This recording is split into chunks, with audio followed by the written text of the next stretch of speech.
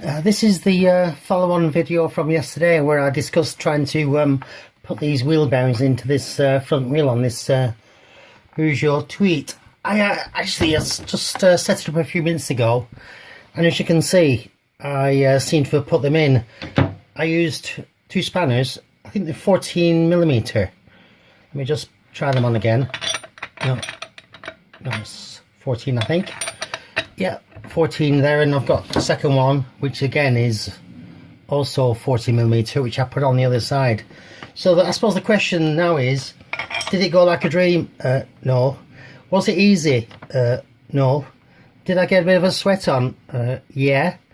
I found as I was tightening it up that one of them tended to not go in level, so I had to reset this aluminium bearing press thing once or twice just to make sure it actually went in straight, and it did sort of hold up. I think because it wasn't going in straight, it was going in slanted, it tended to make it harder than it should. But it certainly wasn't a dream or even easy, not in my opinion anyway. I'm really it's warming me up doing this anyway, screwing these in. So stage now, of course, obviously it feels like it's bottomed out. It just came to a sudden halt, so I assume that both bearings are at the bottom, or where they actually where they should be. So at this moment in time, I'm just going to unscrew this, and then we can take a look, shall we say. So I was going to say, this piece of aluminium, this aluminium presser, you've got to make sure that you put the thick end in and have the thin end at the back rather than the other way around, because it might be because this one of them is quite deep. So if you use the thin end and then the thick one, you might find it'll foul up and it'll get stuck. And I was going to suggest that maybe you could use the old bearings, but I must admit I've used the old bearings in the past, and the old bearing has gone in there after the new one, and then I couldn't get the old bearing out, so I had to take the new bearing out and buy a new one. It was in pieces, so to get it out again, so it wasn't usable. So again, I had to buy like a new bearing. So my advice is, don't use the old bearings unless it's flush or something and there's no issues. But where it's got a deep recess, definitely don't do it. We've been there and done that. No, I'm not the only one, I'm sure. What else was I going to say?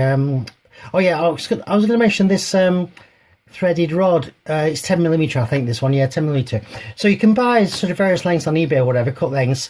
So obviously you can't always get the length that you want. So I'm not sure whether this was 200mm or something. So obviously you've got to check your wheel anyway, and then find the right size. If it's a bit longer, it doesn't matter, does it? Because you're just gonna, put the nuts on, thread them down. So there's just one other thing. I better just pause and then I can say what that is in 2 seconds. What I was going to say, you should always constantly check, because this piece of aluminium doesn't fit the bearing perfectly. It tends to just obviously come onto one side or the other side. You can just keep repositioning, just unscrew a little bit, reposition, make sure it's going in square. That's the most important thing of all. There's plenty of time, so just make sure it goes in square, and obviously just keep going when it is going in square. What I should also say about these bearings, they're a disposable item. Depending where you live, you can live in Vietnam and they have deep water every year, monsoons. The wheels are always getting full of water. They're driving through deep water. So you should expect to change your bearings, really regularly, not every 26 years or 500,000 miles or something. You should be changing them quite regularly. They're only cheap. I mean, it's probably, not even $5 for one. And always buy two. Don't just buy one, always buy two. I know if you have if you just take your bike to the garage and you have a bearing failure, they would just change the one bearing that had collapsed. They wouldn't change the other one. But if you're doing it at home, of course, which is what I'm doing, then you would change both bearings. You wouldn't just change one. Never, never, never. Always change both.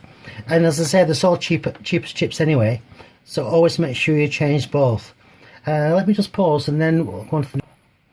As I mentioned in the video yesterday, I used some Vaseline, or whatever you want to call it, this stuff here, of course, petroleum jelly, on that inside spacer. Of course, I should mention again, make sure you put the spacer in, otherwise you've got to take them all out again. And then when I applied some grease on the rims or whatever to try and make it easier to go in, I use this the waterproof stuff. I think you can use any grease really, and as I say, in a way I wanted to help seal it around the edges. I'm not sure if it's gonna help that much, but anyway, at least we're trying, are we? But really you can use any general purpose grease. It doesn't have to be this one. I just use this one because I like the colour. There is something else I wanted to mention as well. Let me just pause a second and I'll just let you know what. Yeah, I think that was the main thing I had in my mind, that these bearings are not something you leave in for, you know, 26 years, the life of the bike or something. This bike's 7 years old, and I'm sure these bearings have been in from new and never been changed. And so when I got this bike, it was a non-runner last April, you know, a year ago, I decided to change all the bearings really, wherever they were really.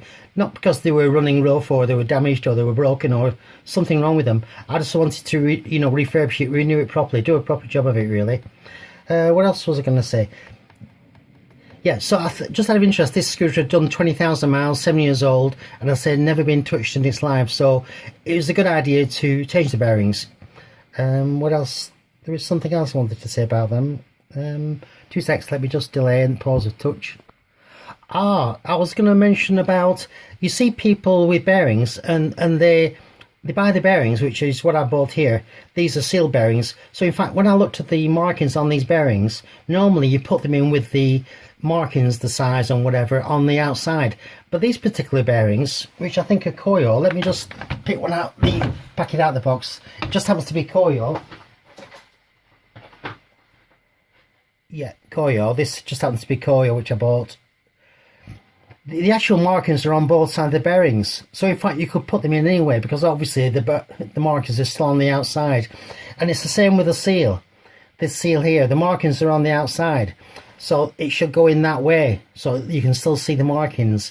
That's what I always look for when I have a bearing. Which way does it go in? It always goes in with the markings on the outside so you can read them. Not that they're easy to read unless you've got super duper eyes. So that's one thing to remember really with bearings. Wherever the markings are, that's the outside, and where the markings aren't, that's the way to go in. So my next plan now is to put some grease in here, once I've taken those that fitment off of course, and then we can just push this in. I was looking around for the rubber mallets, but I can't seem to find it. So maybe I'll just fill this with grease and we can just see if I can just position it and see if it'll push in easily by hand. So let me just pause a second while I do that.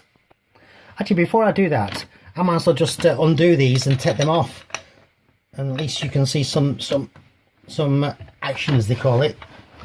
Not as like a Western action. But let me just move this grease out of the way. Otherwise, we'll have the whole place collapsed on it yesterday.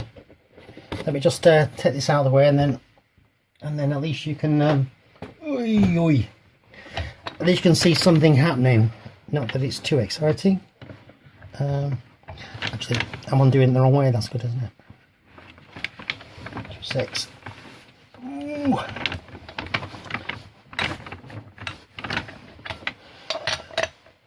Easier said than done, isn't it? Oh, here we go.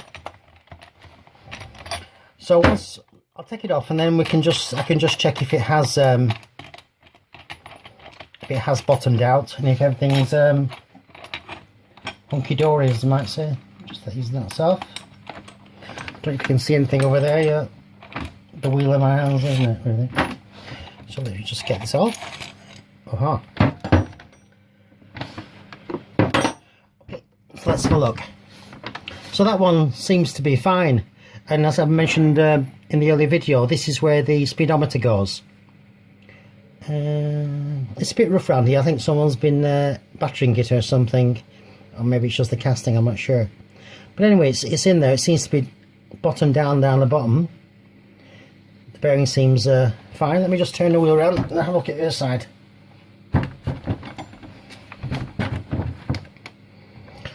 Oh, that one seems okay as well, as far as I can see anyway. So this is where the seal goes. It's only shallow anyway. I think it's 7mm, 5mm. So it just pushes in there and it's flush. And on top of here is the rotor, which just bolts on and obviously fits around there. So I think once I put some grease in here, and we'll just be able to push that in. But first I'll stop the video, then I'll just put some grease in here. Then we can just see that it actually pushes in. So 2 secs while I just put this to one side, we can do that. So since I've just filled this inside of this seal with the grease, which is my way, it's just not necessary, I just like to do that. Because obviously this seal is just like a kind of a dust cover for it, really. It stops any debris or anything getting inside it. So you can see, I think it just pushes in, so you just locate it and give it a push, shall we say. So I think I'm going to need a rubber mallet maybe and a piece of wood just to push it down. It looks like, yeah, just to get it seated a bit better. And I'm looking at it, it doesn't seem like it's quite deep enough.